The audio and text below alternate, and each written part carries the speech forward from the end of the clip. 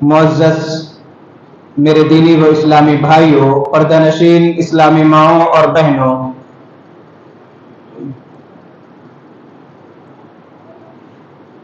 آج کے خطبہ جمعہ میں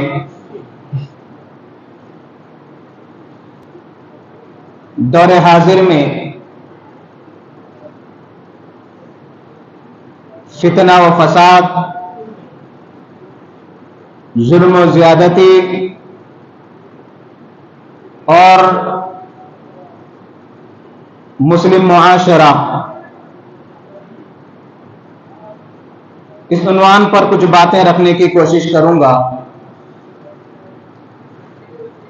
معزز سامعین، جو حالات موجودہ دور میں ہمارے سامنے پیش آ رہے ہیں، ہم تمام اس سے بخوبی واقف ہیں۔ منٹوں میں خبریں دنیا کے کسی کونے میں ہو، اس کا اثر اس کے دوسرے کونے میں نظر آتا ہے۔ منٹوں میں خبریں پھیل جاتی ہیں، کہاں کیا ہو رہا ہے وہ ہم بیٹھے جگہ اپنے اسکرین پر دیکھ سکتے ہیں۔ دور حاضر میں خاص طور پر مسلمانوں کے لیے ہندوستان کے حالات کو مد نظر رکھتے ہوئے دیکھا جائے تو بڑے تکلیف دہ، پریشان کن حالات نظر آ رہے ہیں۔ جگہ جگہ مسلمانوں پر دین کے نام پر، اسلام کے نام پر، صورت شکل اور لباس کے نام پر ظلم و بربریت کے پہاڑ توڑے جا رہے ہیں۔ کبھی کسی غیر مسلم کا تہوار آتا ہو یا جلوس نکلتے ہو، وہاں کے حالات بد سے بدتر ہو جاتے ہیں۔ جگہ جگہ بعض مفاد پرست سیاسی تنظیمیں مذہب کی آڑ میں مذہب کا نام لے کر مسلمانوں سے نفرتیں پھیلا رہے ہیں۔ نفرتوں کا بازار گرم ہے اور موجودہ میڈیا ایک مخصوص نظریہ رکھتے ہوئے بڑے لوگوں کو خوش کرنے کی خاطر اس انداز سے خبریں عام کر رہے ہیں کہ سننے والا یہ اندازہ لگائے کہ اسلام ظلم و بربریت کا مذہب ہے، مسلمان کو ہندوستان میں رہنے کا حق نہیں ہے۔ یہ حالات بعض ضمیر فروش مفاد پرست لوگ پھیلا رہے ہیں۔ یہ حقیقت میں آزمائش فتنے ہیں۔ اس کے کئی وجوہات ہیں۔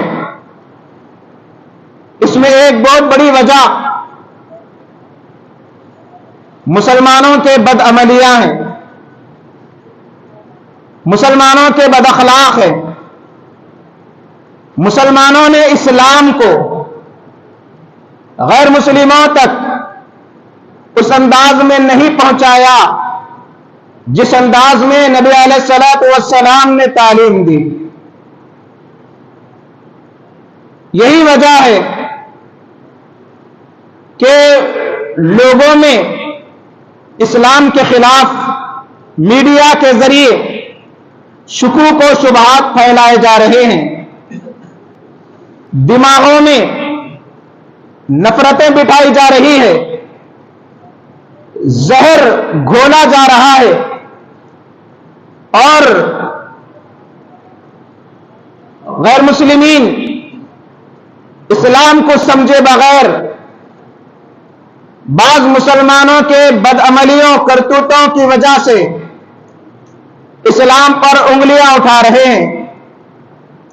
پچھلے کچھ دنوں کا واقعہ ہے کہ ایک آرمی کا جوان مسلمانوں پر صرف اور صرف عصبیت کی بنا پر گولیاں داغ کر مار دیتا ہے، موت کے گھاٹ اتار دیتا ہے، اور کہتا ہے کہ ہندوستان میں رہنا ہے تو فلاں فلاں کی جے کہنا ہوگا،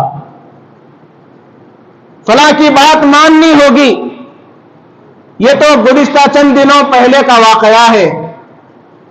اس سے قبل ہندوستان کے مختلف علاقوں میں مسلمانوں پر ظلم کیا جا رہا ہے۔ غیر مسلمین کا شرپسند عناصر کا ٹولہ کمزور مسلمان کو پکڑ کر تشدد کا نشانہ بنا رہے ہیں۔ ہریانہ، دہلی کے دیگر نواحی علاقوں میں، یو پی اور بہار اس انداز کے نواحی علاقوں میں، خریوں میں مسلمانوں پر کس طریقے سے ظلم کیا جا رہا ہے۔ ایک مسجد کے امام صاحب کو مار کر، تشدد کر کے، قتل کر کے مسجد سمیت جلا دیا گیا۔ انصاف اپنا گلا گھونٹ چکا ہے۔ معزز سامعین، یہ حالات، اس انداز کے حالات ہم دیکھتے ہیں، سنتے ہیں، یہ سمجھ کر آگے بڑھتے ہیں کہ یہ تو فلاں علاقے کا واقعہ ہے، یہ تو فلاں جگہ کا واقعہ ہے۔ میرے بھائی، سوچنا چاہیے یہ فلاں علاقے، فلاں جگہ کا نہیں، بلکہ ایک مومن، ایک مسلمان کا ہے۔ اس پر توجہ دینے کی ضرورت ہے۔ اللہ کے نبی صلی اللہ علیہ وسلم نے فرمایا، مثل المؤمن کالمؤمن للمؤمن کالبنیان، مثل المؤمن للمؤمن کالبنیان، ایک مومن دوسرے مومن کے لیے ایک بنیاد کی حیثیت رکھتا ہے۔ اللہ کے نبی صلی اللہ علیہ وسلم سارے مسلمانوں کو ایک جسم سے تشبیہ دی، ایک جسم سے تشبیہ دی کہ جسم میں کسی عضو میں تکلیف پہنچتی ہے تو پورا جسم متاثر ہوتا ہے۔ وہ تڑپ ایک مسلمان کو دوسرے مسلمان کے سلسلے میں اپنے اندر پیدا کرنے کی ضرورت ہے۔ ہم کیا کریں اگر کہیں ظلم ہو رہا ہو؟ ہمارے پاس قانون ہے، قانونی لڑائی ہم لڑ سکتے ہیں۔ منظم اخلاق کے دائرے میں، قانون کے دائرے میں رہ کر آواز بلند کر سکتے ہیں۔ میرے بھائیوں، اگر جہاں ایسے حالات پیش آئے، کوئی اگر آواز بلند کرتا ہے تو اس پر بھی ظلم کیا جا رہا ہے۔ ایسے کئی قیدی قید خانوں میں ہیں، ان کا کیس لڑنے والا کوئی نہیں، ان کا پرسان حال کوئی نہیں۔ کیا مسلمان کا ضمیر اتنا مردہ ہو چکا؟ غور کرنے کی ضرورت ہے، توجہ دینے کی ضرورت ہے۔ معزز سامعین، آج کے جو حالات جس طریقے سے بدل رہے ہیں اور آئندہ کیا حالات پیش آنے والے ہیں، اللہ بہتر جانتا ہے۔ یہ ہندوستان، یہ ملک، یہ ہمارا ملک ہے۔ ہم نے قربانیاں دے کر اس کو آزاد کیا ہے۔ ظالموں کے ہاتھ میں ہم رہنے نہیں دیں گے۔ یہ دور حاضر کے فتنے، اگر فتنوں کو دیکھ کر ہم خاموش بیٹھیں گے تو میرے بھائی یہ مصیبتیں ہم پر بھی آ سکتی ہیں، ہم پر بھی آ سکتی ہے۔ اللہ رب العالمین قرآن مجید میں سورہ انفال آیت نمبر 25 میں ارشاد فرماتے ہیں، وَاتَّقُوا فِتْنَةً لَا تُصِيبَنَّ الَّذِينَ ظَلَمُوا مِنْكُمْ خَاصَّةً، وَاتَّقُوا فِتْنَةً لَا تُصِيبَنَّ الَّذِينَ ظَلَمُوا مِنْكُمْ خَاصَّةً، لوگوں ایسے فتنوں سے بچو جو صرف اور صرف ظالموں کو اپنے لپیٹ میں نہیں لے گا، بلکہ وہ مظلوم بھی اس کی لپیٹ میں آ جائیں گے۔ یہ فتنے ہمیں یہ پیغام دیتے ہیں کہ مسلمانوں کو اللہ کی طرف رجوع ہونے کی ضرورت ہے۔ اللہ کے نبی صلی اللہ علیہ وسلم ارشاد فرمائے، سنن ابو داؤد کی روایت ہے، یوشک الامم ان تداع علیکم کما تداع الاکلۃ الی قصعتها۔ اللہ کے نبی صلی اللہ علیہ وسلم فرماتے ہیں کہ قیامت کے قریب ایک ایسا وقت آئے گا، ایک ایسا دور آئے گا، لوگ مسلمانوں پر اس طریقے سے ٹوٹ پڑیں گے جس طریقے سے ایک بھوکا دسترخوان پر ٹوٹ پڑتا ہے۔ صحابہ نے فرمایا، اے اللہ کے نبی صلی اللہ علیہ وسلم، کیا ہماری حالت اس وقت کیسی ہوگی؟ کیا ہم تعداد میں کم رہیں گے؟ کیا ہماری حالت ہوگی؟ اللہ کے نبی صلی اللہ علیہ وسلم نے فرمایا، تم لوگ اتنی زیادہ کثیر تعداد میں ہوں گے جس طریقے سے سمندر کے کناروں پر جھاگ رہتا ہے، کف رہتا ہے، اتنی کثیر تعداد میں رہو گے جس طریقے سے سمندر کے کناروں پر مختلف چیزیں ہوتی ہیں، جھاگ وغیرہ وہ تعداد رہے گی۔ لیکن اس کے باوجود یہ حالات کیوں پیش آئیں گے؟ اللہ کے نبی صلی اللہ علیہ وسلم نے فرمایا کہ لوگوں کے دلوں میں وہن پیدا ہو جائے گا۔ صحابہ نے فرمایا، اے اللہ کے نبی صلی اللہ علیہ وسلم، وہن کیا ہے؟ اللہ کے نبی صلی اللہ علیہ وسلم نے فرمایا، حب الدنیا و کراہیت الموت، لوگوں کے اندر دنیا کی محبت پیدا ہو جائے گی، موت سے لوگ نفرت کرنے لگیں گے۔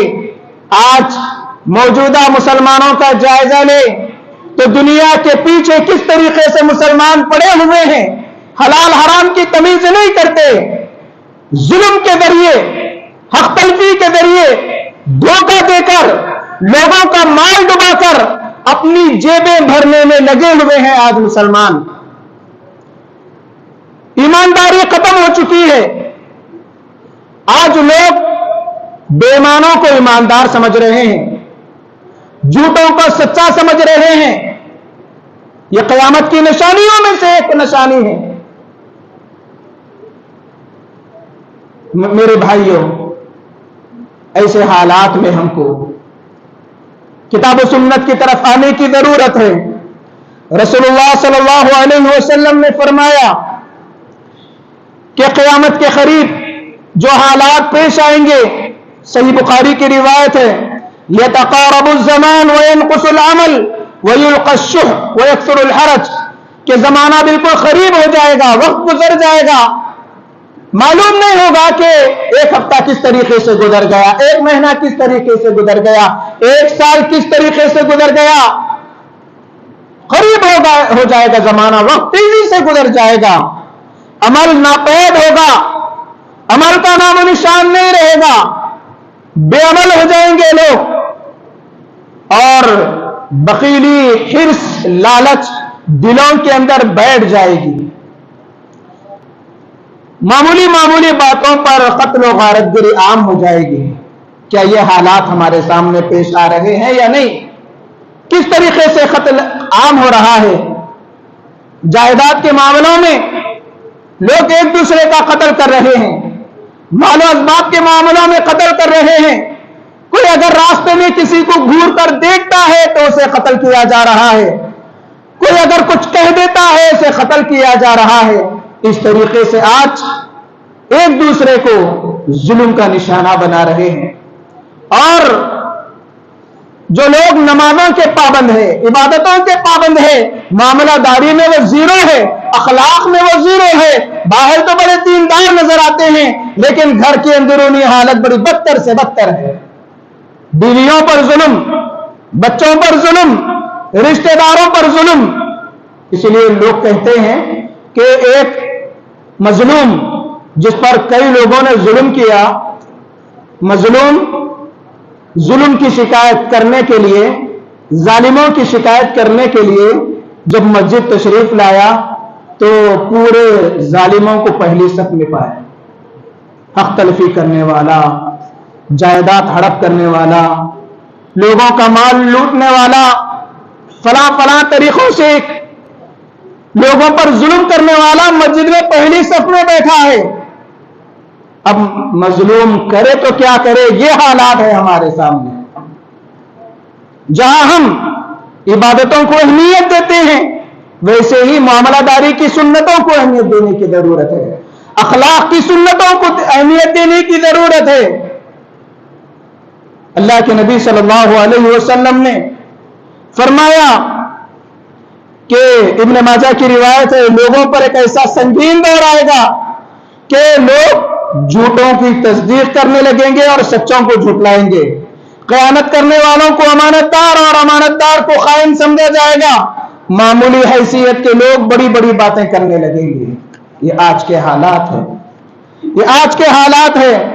عمر رضی اللہ تعالی عنہ نے فتنوں کے بارے میں فرمایا، التی تموج کموج البحر، کہ قیامت کے قریب فتنے ایسے اٹھیں گے کہ جس طریقے سے سمندر کی لہریں اٹھتی ہیں اتنی تعداد میں فتنے آئیں گے۔ لوگ خبر کے پاس کھڑے ہو کر کہیں گے کہ کاش میں خبر کے اندر ہوتا تو اچھا ہوتا۔ میرے بھائیوں، آج کے جو حالات ہیں، کس طریقے سے مسلمانوں میں بے عملی، بدعملی پائی جا رہی ہے، محاسبے کی ضرورت ہے، اپنا محاسبہ کرنے کی ضرورت ہے، اللہ کی طرف رجوع ہونے کی ضرورت ہے، اور تعلیم کے میدان میں چاہے دینی تعلیم ہو یا دنیاوی تعلیم آگے بڑھنے کی ضرورت ہے، حالات کا مقابلہ کرنے کی ضرورت ہے۔ حالات کا رونا روتے رہیں گے تو دنیا اسی طریقے سے اڑاتی رہے گی۔ مسلمانوں کو اپنا حق منوانے کی ضرورت ہے۔ مسلمانوں کو ہر فیلڈ میں، چاہے وہ میڈیکل لائن ہو، چاہے وہ پولیس لائن ہو، چاہے حکومت کے کوئی بھی عہدے ہو، مسلمانوں کو اس کے اندر آگے بڑھنے کی ضرورت ہے، تبھی اپنے حقوق ہم منوا سکتے ہیں۔ اور سب سے بڑی، سب سے اہم بات، آج ہم نے دعاؤں کو چھوڑ دیا، دعاؤں کو چھوڑ دیا، اسباب کے ساتھ دعاؤں کا اہتمام ہم کو کرنا ہے، کیونکہ اللہ کے نبی صلی اللہ علیہ وسلم نے کئی ایسی دعائیں بتلائی جس کے اندر فتنوں سے، آزمائشوں سے، مصیبتوں سے بچنے کے راستے ہیں۔ صبح شام کے اذکار کا اہتمام کرنا ہے، کثرت سے استغفار کرنا ہے۔ وقت مجھے اجازت نہیں دے رہا، انشاءاللہ آئندہ جمعہ مزید اسی عنوان پر کچھ باتیں رکھنے کی کوشش کروں گا۔ یہ جو باتیں ہیں یہ ہماری اصلاح کے لیے ہے، ہم کو غور کرنے کی ضرورت ہے۔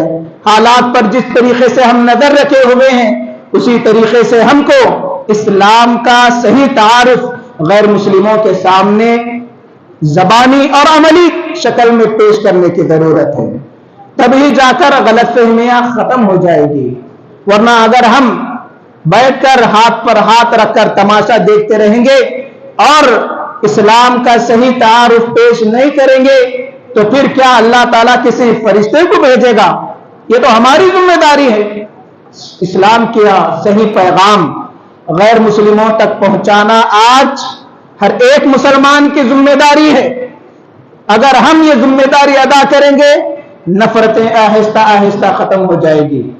اگر ہم یوں ہی خاموش رہیں گے تو لوگ بعض ظالم مسلمانوں، بد اخلاق مسلمانوں کو دیکھ کر اسلام سمجھیں گے اور یہ سمجھیں گے کہ اسلام یہی تعلیم دیتا، نعوذ باللہ۔